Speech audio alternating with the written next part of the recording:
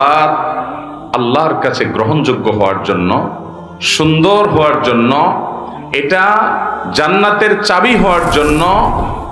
দুইটা শর্ত, দুইটা জিনিস লাগবে। একটাকে বলা হয় খুশু, আর একটাকে বলা হয় খুদু। খুশু মানে হলো নামাজের ভেতর,